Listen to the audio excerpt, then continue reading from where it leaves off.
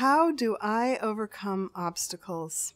I feel in a way like being a composer in the 21st century of avant-garde concert music is in and of itself an obstacle, because audiences aren't flocking to hear the music I write and the music that my colleagues write. I think that they would if they knew about it, but they're not naturally flocking to hear it. So that's an obstacle. Teaching can be an obstacle. Parenting can be an obstacle. Everything, in a way, is difficult. And so I just don't think about it.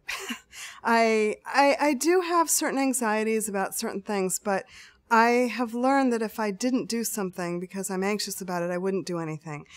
One of my favorite examples isn't a musical example. I have this horrible fear of flying. I'm terrified to fly. And yet I get on an airplane, because if I didn't get on an airplane, I wouldn't go anywhere. I wouldn't visit my family who lives in Nebraska. I wouldn't visit my sister who lives in California.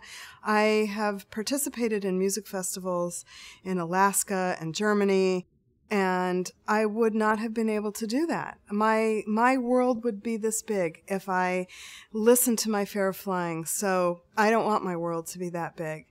And I think that may be something in my nature. I've always been a little bit like that. If it's something that causes me anxiety to do, that means to me that it's probably also valuable to do. So I do it.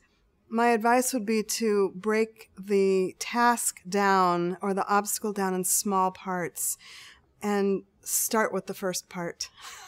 And then once you've done the first part, then you can do the second part. It's sort of like paying bills. You just have to pay that first bill, and then you can pay all the rest of your bills.